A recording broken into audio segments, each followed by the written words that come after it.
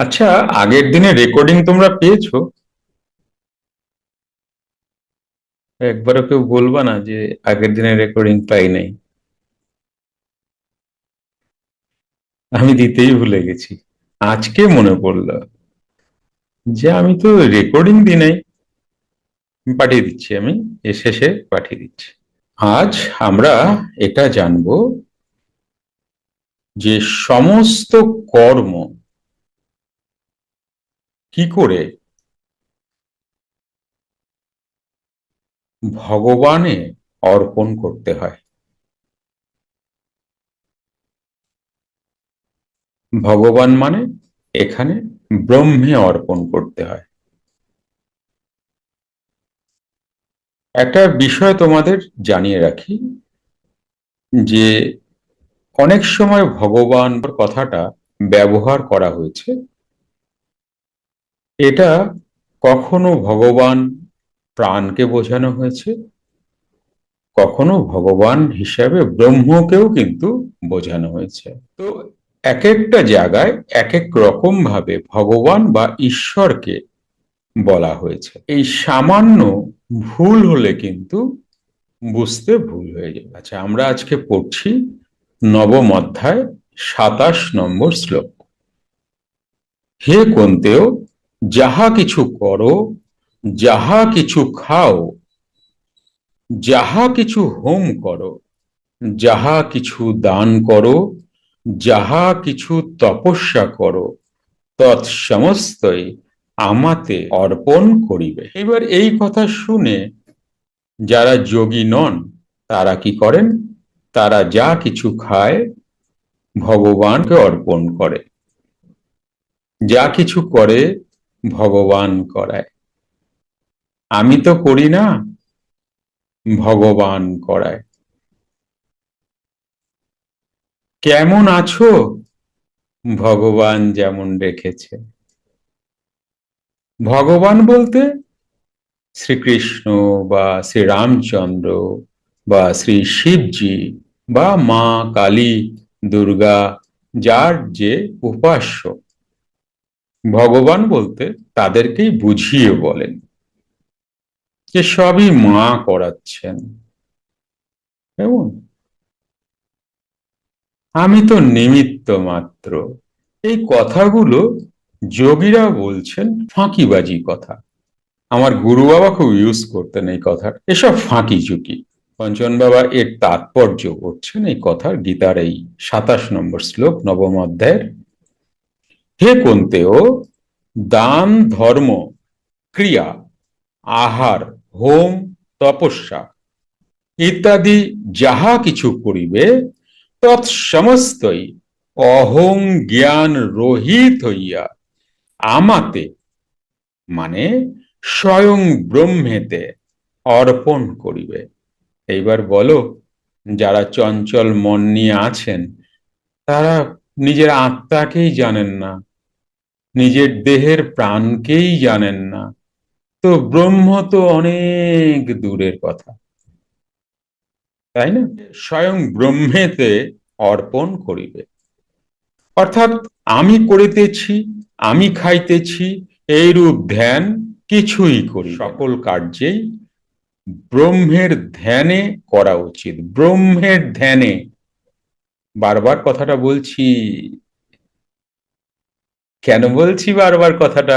ব্রহ্মের ধ্যানে, বুঝতে হবে। ব্রহ্মের ধ্যানে কখন একজন থাকেন? অবশ্যই তিনি সাধক নন, তিনি কিন্তু যোগী। যিনি ব্রহ্মের ধ্যানে থাকছেন মানে কূটস্থে অবশ্যই এবং তারও উপরে থাকছেন, ধ্যানমগ্ন থাকছেন। তুমি দেখতে পারো সেই যোগীর চোখ খোলা, চোখ খুলেই তিনি কথা বলছেন। এ এক অদ্ভুত এক দশা। তিনি কিন্তু চোখ খোলা থাকলেও তিনি ধ্যানেই আছেন। তাই এখানে বলছেন সকল কার্যেই ব্রহ্মের ধ্যানে করা উচিত। ব্রহ্মে ধ্যান ঠিক রাখিতে পারিলে প্রকৃত অর্পণ হয়। নচেত আহার কালে ভালো মন্দ আস্বাদন নিজে বোধ করিতেছি এবং মুখে ঐরূপ বলিতেছি যে ইহা আমি খাইতেছি না, ইহা নারায়ণকে অর্পণ করিতেছি। দানাদি করিয়া আমি করিলাম, আমি দিলাম, এইরূপ ভাবিয়া মনে মনে দম্ভ করিতেছি, অথচ মুখে এইরূপ বলিতেছি যে আমার সাধ্য কি আছে দান করা, কিন্তু প্রভুর কাজ প্রভু করছেন, এইসব বলা হয়। আমি কিছুই করি না, সবই তিনি করিতেছেন। কে বলছেন? যিনি চঞ্চল মনে আছেন। কিভাবে এটা বলা হয়? ব্রহ্মের ধ্যানে। এইবার চঞ্চল মন ব্রহ্মকেই জানেন না, তো ব্রহ্মের ধ্যান বুঝবে কি করে? মন তো বুঝতে পারবে না। ওই জায়গায় যে না যাবে সে বুঝতে পারবে না যে ব্রহ্মের ধ্যান কি। আজকাল তো কত মানুষ ধ্যান করেন, তাই না? তুমি দেখবে ইউটিউবে অনেক কন্টেন্ট আছে, ধ্যান শেখাচ্ছেন। কত বড় যোগী বলো তো এরা। যোগীরাজ বলছেন ধ্যান একটা অবস্থা। কেমন কেমন অবস্থা? আমরা চাই আর না চাই চঞ্চল মনেই আছি, এটা একটা অবস্থা। আমরা যদি চাই ক্রিয়াযোগ খুব সুন্দর করে গুরু কৃপা নিয়ে আমরা খুব সুন্দর সাধনা করতে পারি, তখন ওটা তার অবস্থা, যে যেই অবস্থায় বিরাজ করছেন। যেমন শিশু একটা অবস্থা, যেমন যৌবন একটা অবস্থা, যেমন বার্ধক্য একটা অবস্থা, চঞ্চল মন নিয়ে আছি এটা একটা অবস্থা। আবার ক্রিয়াযোগের মাধ্যমে অনেক প্রাণায়াম করে ধ্যান একটা অবস্থা, সেই অবস্থা আসে। একটি ঘোষণা আপনাদের সবার জন্য। সুপ্ত ক্রিয়া, মেডিটেশন এবং অন্তর্মুখী প্রাণায়াম ক্লাসে আসতে চাইছেন? মঙ্গল, বুধ ও বৃহস্পতিবার আপনার বাড়ি বসেই জুম অনলাইনে এই ক্লাসটি করতে পারবেন। সময় সন্ধ্যা 8টা থেকে রাত 9টা অবধি। আসুন, ক্লাসে দেখা হবে। এটাকে আনা যায় না, এটাকে করাও যায় না। তুমি শ্বাস প্রাণায়াম করছো করছো করছো করছো, হঠাৎ দেখছো কেমন জানি শ্বাস নিচ্ছি না ফেলছি বুঝতে পারছি না,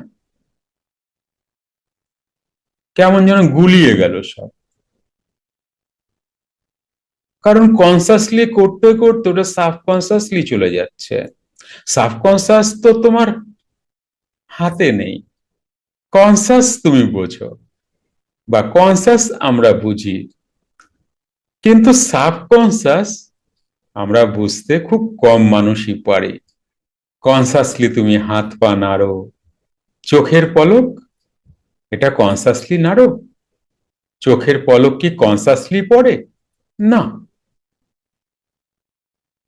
তোমার হার্টবিট তোমার ইচ্ছা মতো হয়? কিডনি ফাংশন তোমার বডির তোমার কনসাসলি হয়, তোমার ইচ্ছা মতো হয়? তা তো নয়। তাহলে ধ্যান এমন একটা অবস্থা, যেই অবস্থাটা আসে অধিক প্রাণায়ামের পর। একে করা যায় না, একে আনাও যায় না। তুমি কি করতে পারো? ধ্যানাবস্থায় যেতে তুমি অধিক প্রাণায়াম করতে পারো, এটা তুমি করতে পারো, কনসাসলি করতে পারো। দেখা যেতে পারে যে তুমি অধিক প্রাণায়াম করছো, ধ্যানাবস্থা নাও আসতে পারে। ধরো আমি এক্সাম্পল দিয়ে বলছি, তুমি 3.5-4 ঘন্টা ক্রিয়া করছো, দেখা যেতে পারে যদি 4 ঘন্টা ক্রিয়া করো, তাহলে দেখা যেতে পারে 3 ঘন্টায় ধ্যানাবস্থা চলে আসলো। আবার দেখা যেতে পারে যে 4 ঘন্টা তো আসলো না। আবার একদিন দেখা যেতে পারে 25-30টা প্রাণায়াম করার পরেই চলে আসলো। সেদিনকে তুমি ক্রিয়া তো করতে পারলে না, কিন্তু 4 ঘন্টা কনসিয়াসলি ক্রিয়া করার পর তোমার যতটা ভালো লাগা থাকে, তার থেকে অনেক বেশি ভালো লাগা থাকবে। বোঝা যাচ্ছে? এ করা যায় না, এ কাউকে বোঝানো যায় না। আর যারা খুব কম বুদ্ধি রাখে, যারা সেই দেশে যায়নি, তারাও ইউটিউব দেখে দেখে ধ্যান করবে, আর এগুলো বললেও তারা নেবে না।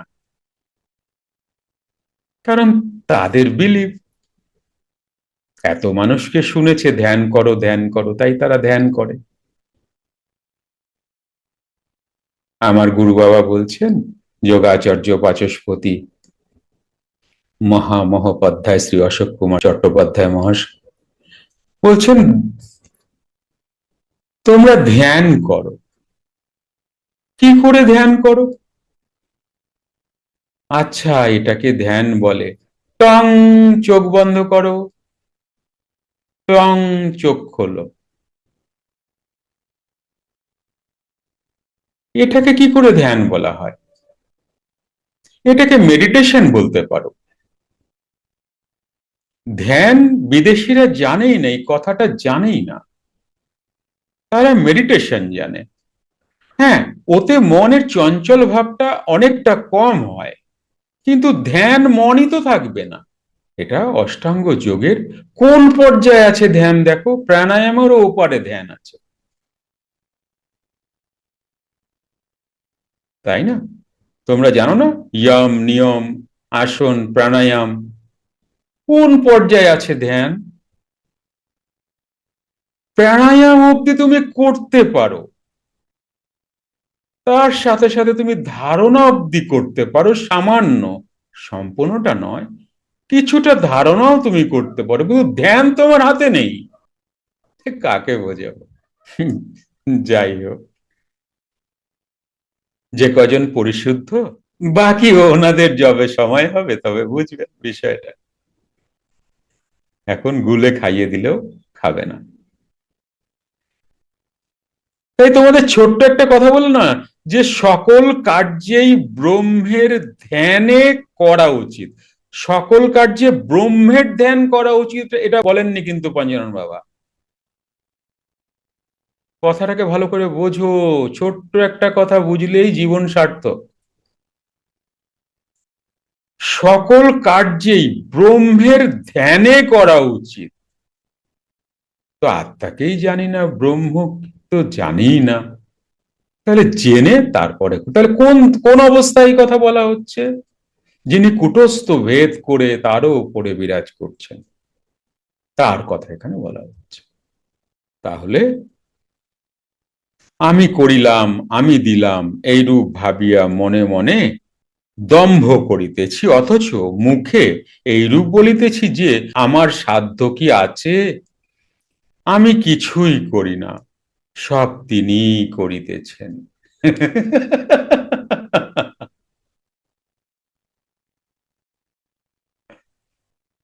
দেখবে এটা সংসারী মানুষও বলে, যার ভাগ্যে শেখায়, আমি কি খাওয়ালাম তোমায় বলো, আমি তো খাওয়াতে পারি না। সংসারী মানুষটাও কিন্তু এমন সুন্দর সুন্দর কথা বলে, মানে তারা পরিশুদ্ধ হতে চাইছেন। কেমন?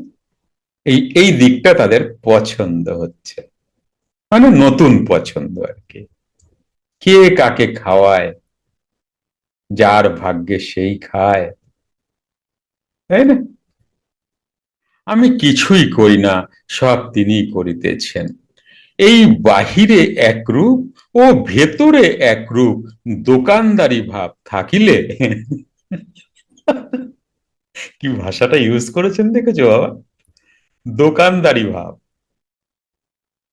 মানে লস প্রফিট বিজনেস মানসিকতা, তাকেই তো দোকানদারি ভাব বলে। তোমায় কিছু দিলাম, আমায় কিছু দাও, তাই না? তুমি কিছু দিয়েই তো নেবে, একে দোকানদারি ভাব বলে। দোকানদারি ভাব কি? একটি ঘোষণা আপনাদের সবার জন্য। সুপ্ত ক্রিয়া, মেডিটেশন এবং অন্তর্মুখী প্রাণায়াম ক্লাসে আসতে চাইছেন? মঙ্গল, বুধ ও বৃহস্পতিবার আপনার বাড়ি বসেই জুম অনলাইনে এই ক্লাসটি করতে পারবেন। সময় সন্ধ্যা ৮টা থেকে রাত ৯টা অবধি। আসুন, ক্লাসে দেখা হবে।